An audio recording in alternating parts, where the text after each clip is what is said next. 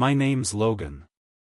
I'm 27 years old, and about 6 months back, I walked out of my parents' house, thinking it'd be the last time I ever set foot in there. I didn't slam the door or throw a tantrum. Didn't even raise my voice. I barely took anything with me, just stuffed a few changes of clothes and my laptop into a duffel bag and left. I was finished. Completely and utterly done. Yet here I was, sitting on the worn-out couch in my new apartment, staring down at my phone as it lit up like a Christmas tree with texts from my parents. Their names flashing across the screen felt almost like a cruel joke. It would have been funny, honestly, if it hadn't been so pathetic. But I should probably rewind a bit, huh? If you're reading this, you're probably wondering how the hell I ended up in this mess. Growing up, my parents weren't exactly the nurturing type. They didn't beat us or anything, but love in our house came with strings attached. I was the reliable one, the kid who never talked back, never got into trouble, never gave them a reason to scold or sigh. My older brother, Caleb? Different story. He was the golden boy, the one who could set the house on fire and still get a hug afterward. Dropped out of college? He's just exploring his options. Got canned from 3 jobs back to back? Corporate America just doesn't get him. Moved back in at 30 with 0 plans and no paycheck? Well, times are tough.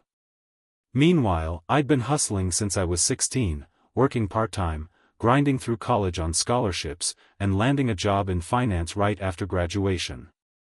Never once asked them for a cent. Not once. But guess who always had his hand out? Yep, Caleb. And guess who they looked to when the mortgage started kicking their asses?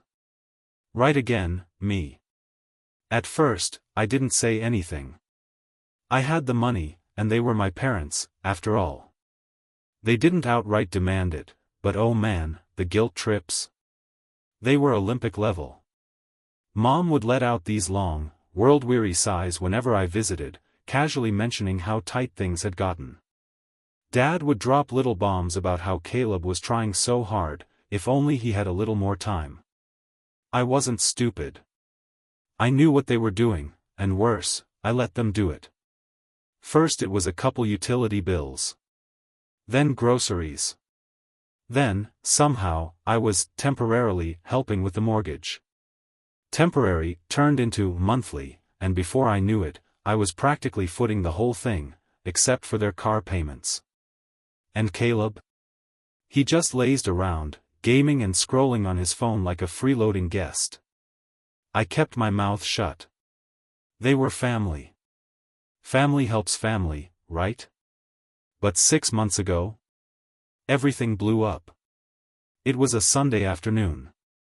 I just dragged myself through another brutal work week and swung by their place, groceries in hand, because I already knew they wouldn't have stocked up themselves. I walked through the door, arms full, and there they were. Mom sitting stiff on the couch, arms crossed, lips tight and pinched like she was about to bite my head off. Caleb lounging, eyes glued to his phone, like he didn't have a care in the world. Dad in the kitchen, already giving me that disappointed shake of his head, like I'd somehow ruined his day without even trying. Before I could even get a "hey" out, Mom fired the first shot. "We need to talk, Logan." Never a good start. I set the bags down, feeling the weight of exhaustion settle deeper in my bones. "About what?" I asked. Dad stepped in, voice heavy. "We've been thinking, and it's time you pitched in more." "You're making good money," Mom added, her tone sharp. "It's not fair for us to be struggling while you live it up in your own place." I blinked, stunned. "I already am helping." Mom let out a nasty little scoff. "Paying a couple bills isn't real help." My hands curled into fists before I even realized it. "I've been paying your mortgage for 2 damn years. That's not nothing." Caleb, who hadn't said a word up till then, finally chimed in, with a full-on eye roll, no less. "Come on, man. They've done a lot for us. It's just money." I whipped my head toward him, barely keeping my voice steady. Us? You haven't paid for Jack. That lit the fuse. Mom shot up from the couch, voice rising. Don't you dare talk to your brother like that. He's doing his best. I let out a short, ugly laugh. Really? 'Cause from where I'm standing, he's setting a record for doing the absolute least. Dad's voice cut in, sharp and final. Enough. We're asking you to step up. If you were a good son, you'd take responsibility for your family. And that, right there, was the final straw. I'd given everything. My time, my savings, my patience. And it was never enough. It was never going to be enough. I took a slow breath, staring them down. Let me get this straight, I said. You want me to cover the entire mortgage, all the bills, everything, while Caleb keeps living here rent-free, playing video games, and you think that's fair? Mom's mouth pulled tight like she was biting back words. We just thought, as our son, you'd want to help. I gave her a long, flat look. And what exactly is Caleb, then? A houseplant? Caleb shot off the couch, furious. I hate you, dude. I didn't ask for any of this. I swung my bag over my shoulder. No. You just got real comfy benefiting from it. Mom practically shook with rage. If you walk out that door, Logan, don't you ever come back. I stared her down for a long moment, a million feelings crashing around inside me. And then I smiled, a real smile, small and tired. Okay, I said. And I walked out. No yelling. No drama. Just done. I ignored the calls at first. The texts came next. I ignored those too. I moved into my own place, a tiny apartment, sure, but it was mine. For the first time in forever, I could actually breathe. But today? Today was different. After 6 months of radio silence, my phone buzzed with a new text, from Dad. It read, "Why haven't you paid the mortgage this month?" I stared at it, feeling something cold and a little bit smug settle inside me. I tapped out a reply, simple and clean. Oh, I thought I wasn't welcome. And just like that, my phone exploded with messages, one after the other, flooding in like a broken dam. I leaned back against the couch, watching the screen light up, feeling something I hadn't felt in a long, long time. I wasn't finished yet. Not even close. I sat there, watching my phone vibrate like crazy on the coffee table, lighting up non-stop with a flood of messages. Text after text poured in, first from my parents, and then, weirdly enough, even from Caleb. It was like a dam broke loose and they all came rushing at once. I didn't reach for it right away. Instead, I just leaned back on the couch, arms crossed, staring at the thing like it was some wild animal locked in a cage. I could already hear the kind of crap they were probably sending. Mom was no doubt losing her mind, accusing me of being selfish and heartless after all they'd done for me.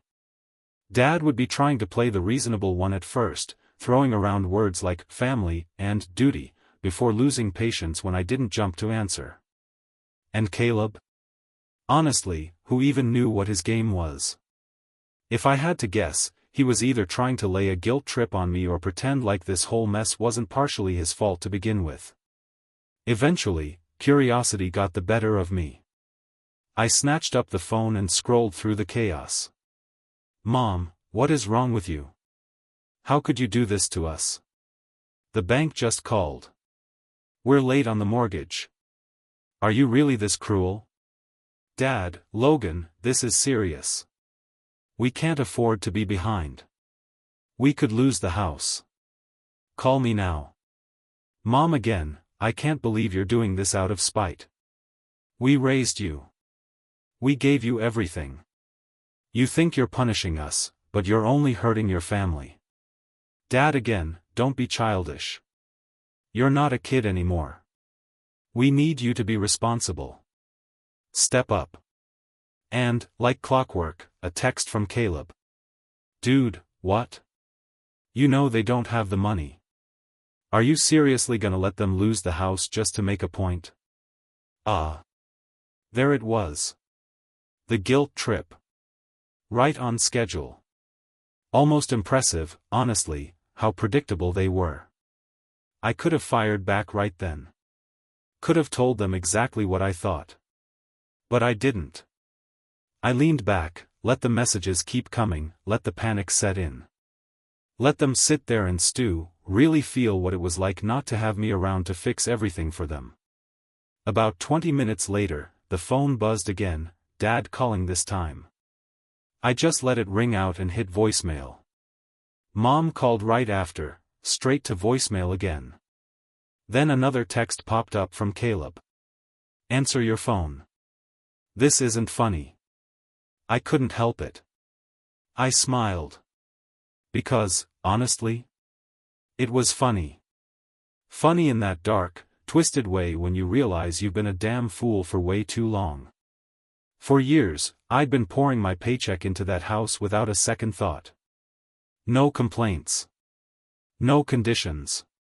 And the second I stopped, everything crumbled.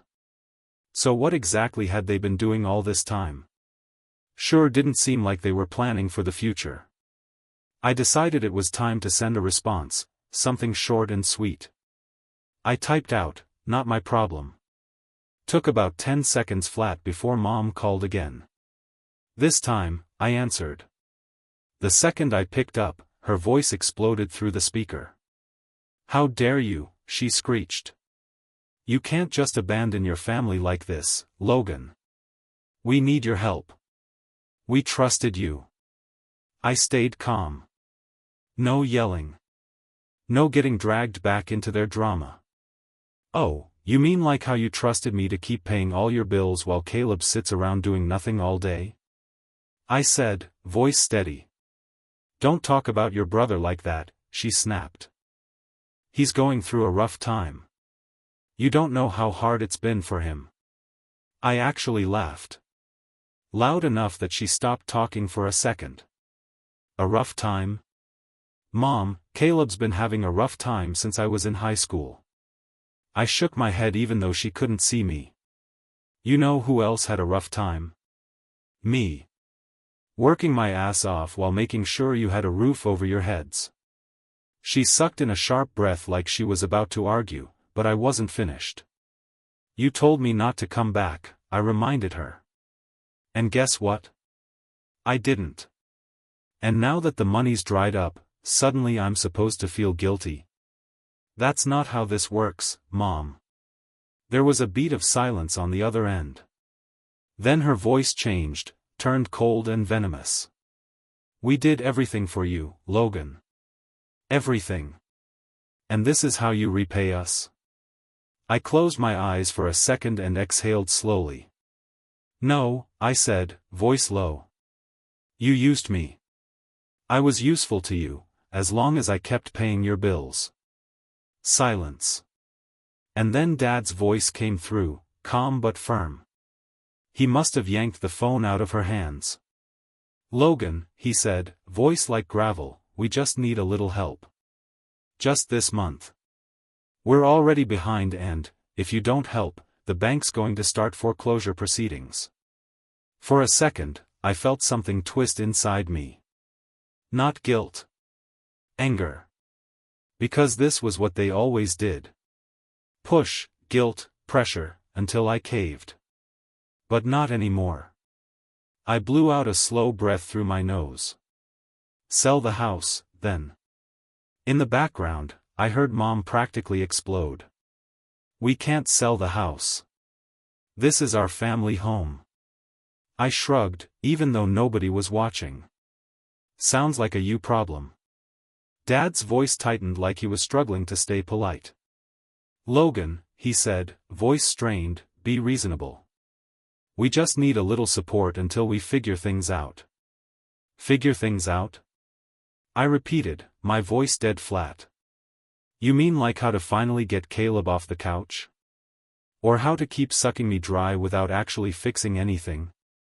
Enough. Dad barked. I'm done begging. You're our son.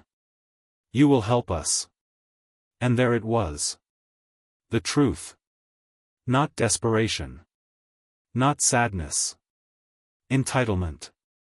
I felt the corners of my mouth twitch into a slow, bitter smile. Well, I said, dragging the word out, looks like you're gonna have to figure this one out without me. And I hung up. Immediately, the text started pouring in again. From Mom. From Dad. From Caleb. Angry, desperate, nasty. But I didn't care. For the first time in I don't even know how long. I felt free. Still, deep down, I had a feeling this wasn't the end of it. Not by a long shot. A few hours passed, and honestly, I was feeling pretty damn good.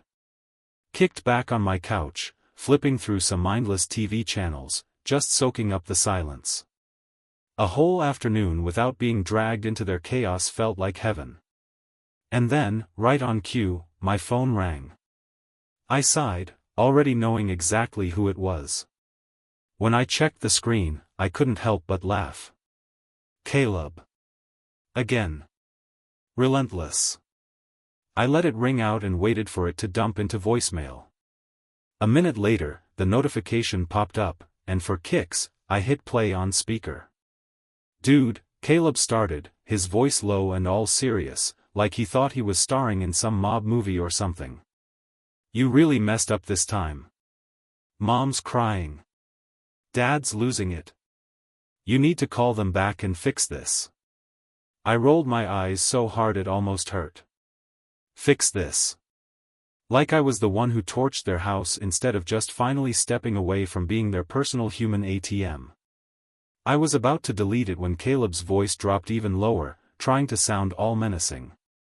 You're being selfish, man. You think you're proving some big point, but all you're really doing is destroying our family. I swear, if you don't pay the mortgage, I'll... Click. I hit delete before he could finish his tough guy speech. Caleb had always been all bark and no bite. What was he gonna do? Yell louder? Send me a strongly worded text begging for gas money? Before I could even set my phone down, another message popped up. This time from Dad. You don't seem to understand the gravity of the situation. This isn't just about us. If we lose the house, you won't have anywhere to come back to either. I actually laughed out loud at that one. Come back? Like I was just itching to run home if things got tough? I tapped out a quick reply. Me? I seem to be doing just fine without it. That must have hit a nerve, because 2 seconds later, my phone lit up again. Mom calling this time. Against my better judgment, I answered. I hope you're happy, Logan. No hello, no build-up, just straight into full meltdown mode. The bank called again, she shrieked. We have days, before they take our home. How could you do this to us? I held back a yawn, kept my voice cool. You mean the house I wasn't allowed to exist in anymore? That house? Don't you dare mock me, young man. Oh, I dare, I said lazily, leaning back against the couch. I really dare. She let out this strangled, furious noise, somewhere between a gasp and a growl. It was honestly kind of impressive. I kept going, voice syrupy sweet. Let's recap, shall we? A few weeks ago, you told me I was ungrateful and that I should leave and never come back. So guess what? I left. I didn't come back. And now you're mad at me for doing exactly what you asked. Funny how that works. That's not the point, she hissed. Oh, I think it kinda is. You don't understand, she said, seething now. This house means everything to us. It's the house you grew up in. I let out a soft chuckle. And yet, the second I stopped funding it, it's about to collapse like a cheap tent in a windstorm. Wild, huh? Dead silence. I smirked, couldn't help myself. Say, while we're at it, gotta ask, what exactly was the plan here? You knew for years I was covering the mortgage. So what was the brilliant backup plan if, oh I don't know, something ever happened to me? Or were you just betting I'd be the family mule forever? The silence stretched on. I let out a loud, fake gasp. Oh no, I said, voice dripping with sarcasm. You didn't actually have a plan, did you? I heard her suck in a shaky breath, probably ready to launch another guilt bomb. But I cut her off. You know, I said casually, maybe it's time Caleb stepped up. I mean, he's been living there rent-free. Seems only fair he pays up now, right? And would you believe it? Mom actually laughed. Not a nervous laugh. An honest-to-God scoff, like I'd just told the world's funniest joke. Caleb, she said, her voice dripping disbelief. Logan, don't be ridiculous. Caleb isn't built for that kind of responsibility. I tilted my head, smiling like a guy who'd just won a bet. Interesting, I mused. So you're saying that I was just supposed to shoulder it all? Because I'm built for responsibility? You were always the responsible one, she sniffed. You knew how to take care of things. Unlike Caleb, you actually. I cut her off with a sharp, cold chuckle. Got it, I said. So being the responsible one just meant being the designated sucker. While Caleb gets a free pass for being useless. Thanks for clearing that up. Logan, stop being so dramatic. Oh, dramatic? I said brightly. You haven't seen dramatic yet. There was a beat of hesitation on the line. Then she asked, warily. What kind of dramatic? I stretched my legs out, enjoying myself way too much. I'll tell you what, I said. I'm feeling generous. I'll make a call to the bank. Right now. She sucked in a breath so fast I thought she might pass out. You will? She asked, like she couldn't believe her luck. I grinned. Yeah. I'll call them up and ask how long you've actually been behind on the payments. Because let's be real, Mom. This whole thing didn't just magically fall apart the second I stopped paying, did it? Dead silence. I leaned back, totally relaxed, savoring the moment. You didn't think I'd figure that out, huh? I teased. How long's it been, Mom? How long were you letting it slide while you smiled to my face and took my money? Her breathing was shaky now. Logan, I kept going, almost amused at how predictable it all was. Maybe I'll find out how much of my cash actually went to the mortgage. And how much of it just disappeared. No, Logan, listen. Oops, gotta go. I said cheerfully. You know how it is. So many calls to make. And then I hung up. I could practically picture the scene over there. Mom freaking out. Dad pacing like a caged animal. Caleb sitting on the couch, clueless, probably wondering if this was the part where he finally had to get a job. But this? This was just getting started. Because now? Now I was really mad. The second I hung up, my phone blew up again. Calls. Texts.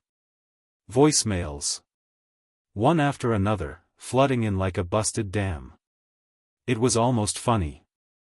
1 minute, I was the unwanted black sheep, kicked out for being selfish. The next, I was the lifeline they were desperately scrambling to pull back in. Too bad for them. I wasn't playing that game anymore. Instead, I kicked my feet up, opened my banking app, and started scrolling through years of old transfers I'd sent them. Thousands and thousands of dollars. Regular as clockwork. Me, trying to keep them afloat without asking for a damn thing in return. But now I had to wonder. If the mortgage was barely hanging on now. Where the hell had all that money gone before? That question kept buzzing in my brain as I finally made a call. Not to them. To the bank. It took a few minutes of sitting through hold music and punching numbers into my phone before I got someone on the line. I put on my best, concerned responsible adult voice. "Hi," I said. "I used to handle my parents' mortgage payments, but I recently stopped. I just wanted to check the status of their account." The woman on the other end was polite but professional. She asked me a few basic verification questions, then put me on a short hold. When she came back, her voice was calm, but what she said almost made me burst out laughing. "Sir, it looks like the account has been delinquent for nearly 8 months. 8 months. I dragged a hand through my hair, holding back a low whistle. "Wow," I said, trying to sound more surprised than amused. "So even while I was still sending them money, they weren't paying?" Another pause on her end. "It appears so, yes." Now that was pure gold. I thanked her, ended the call, and sat there grinning like a maniac. They were done. Absolutely cooked. But me? Oh, I wasn't done. Not even close. I took a deep breath, feeling sharper and calmer than I had in months, and for the first time since all this started, I actually called Caleb back. The phone barely rang once before he picked up. "Logan." "Finally," he said, his voice all urgent. "Dude, you need to fix this." "Hey, quick question," I said, cutting him off before he could start another lecture. "Where do you think all the money I sent went?" Silence. I didn't let him off the hook. "The bank says they haven't received a full mortgage payment in nearly 8 months. So where did the money go?"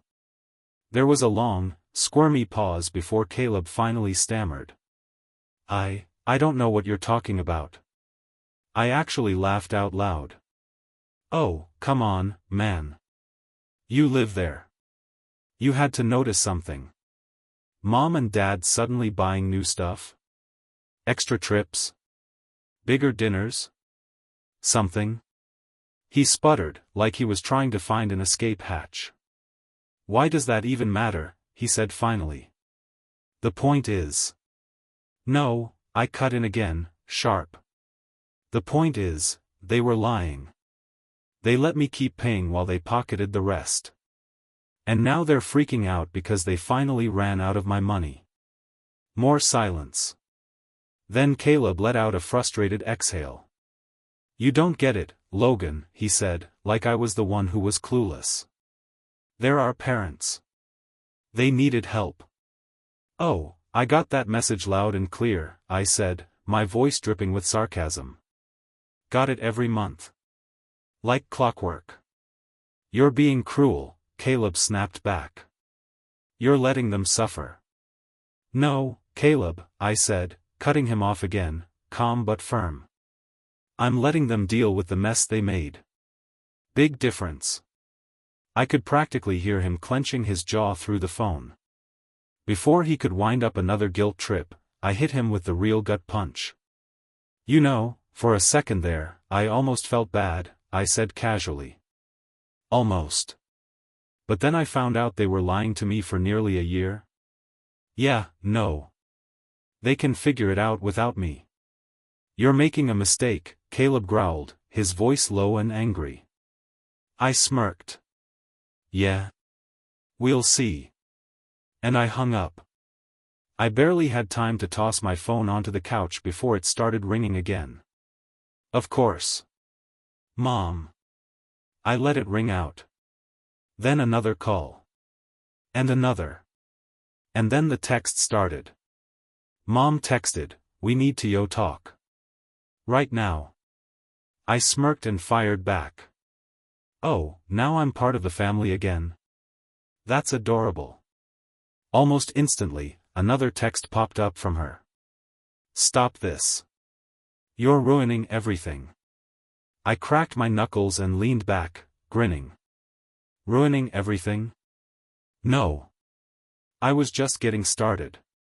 I sat there for a minute, just staring at the screen as the flood of messages from Mom and Dad kept pouring in. Each one more desperate. each one more pathetic. And then another one popped up, this time from Dad. I can't believe you're doing this. After everything we've done for you, you're going to let us lose the house? What kind of son are you? I scoffed and shook my head. Everything you've done for me, I muttered. If I had $1 for every time they threw that line at me, I could have paid off their damn mortgage myself without breaking a sweat. It was the same sad little guilt playbook. But not this time. This time, I wasn't biting. I opened my messages and typed, calm and slow, making sure every word hit exactly where it needed to. Funny, I wrote. I was just thinking the same thing. You both keep asking what kind of son I am, but it seems like I'm the only one who's actually been paying attention. I'm not the one who failed to pay the bills. I'm not the one who ignored the problem for months. Maybe it's time you both learn to deal with your own messes. I sat there for a second, thumb hovering over send, letting it sink in. This wasn't just about money anymore. This was about finally taking my life back. I hit send. A few seconds later, Dad's name flashed across the screen. Another call. I picked up on the third ring, keeping my voice steady. Logan, he said, his voice low and desperate. This isn't you. We raised you better than this. You know we've always been there for you. I let out a slow breath. Really? I said, voice flat. Because all I remember is you being there when it was convenient for you. I didn't stop. I couldn't. The dam had broken, and all the bitterness I had been shoving down for years came pouring out. I've been covering your debts for so long, I lost track. Every time you needed something, I was there. But when I needed anything, even just support, you were too busy. Or too broke. Or too distracted to even care. There was a long, heavy silence on the line. I could almost hear Dad fumbling for something to say. Finally, he spoke. We're sorry, Logan, he said, voice breaking. We messed up. But please, please, we need your help. We're not gonna make it without you. I tapped my fingers against the armrest of the couch, staring up at the ceiling. No, Dad, I said, voice firm but not cruel. You need to learn to stand on your own. You've been living off my generosity for way too long. It's not my job to fix your mistakes anymore. Please, he begged, his voice cracking harder. Don't do this. We'll pay you back, we swear. I let out a humorless laugh. Funny, I said. I've been waiting for that payback for years. Where is it, Dad? Where's the appreciation for everything I did? Silence. Nothing but silence. Then, finally, he whispered it. Logan. I'm sorry. I was wrong. You've been more than generous, Dad said, his voice breaking. I took you for granted. He paused like he was trying to swallow his pride, then added. But don't let us lose the house. Please. I'm begging you. This is everything. It was a weak, tired kind of plea, the same kind I'd heard 100 times over the years. The kind of plea that used to snap the guilt trap shut around me. But not this time. This time, it didn't work. No, I said flatly, my voice steady and cold. You're going to figure this out on your own. I'm done. And without waiting for a reply, I hung up. I sat there for a second, staring at the blank screen, feeling something roll through me. Not guilt. Not regret. Relief. Satisfaction. Because this wasn't about winning some argument or getting revenge. This was about freedom. Real freedom. For the first time in years, I wasn't their backup plan. I wasn't their crutch. I wasn't their personal bank account. I was just me. Finally. But, of course, it wasn't over. A few minutes later, another text buzzed through. From Mom. You don't understand. You'll regret this. You'll see how far this will go. We need you, Logan. Don't let this ruin everything. I almost laughed. Even now, after everything, they still didn't get it. They still thought I was a tool. Something to use and use until it broke. I didn't even hesitate. I fired back a text, my fingers flying across the screen. You've had enough time. I'm done bailing you out. Deal with the mess you made. I'm not your fall guy anymore. Then, without another glance, I turned my phone off. The silence that followed was almost deafening. And honestly, it felt good. Like I'd been carrying a 100-pound weight on my chest for years and someone had finally cut the chains. But at the same time, deep in my gut, I knew this wasn't the real end. This was just the beginning. The beginning of a new chapter. One where I didn't spend every second of my life cleaning up after people who didn't even appreciate it. And now, here I am. Sitting on my couch, thinking about everything that's happened. Thinking about everything I said. Everything I didn't say. And I'm asking you, yeah, you reading this, to tell me straight. Did I go too far? Should I have tried harder to find some other way to work things out? Or did I finally do the right thing by cutting them off and forcing them to deal with the consequences for once in their lives? Honestly. I really want to know what you think. Let me know.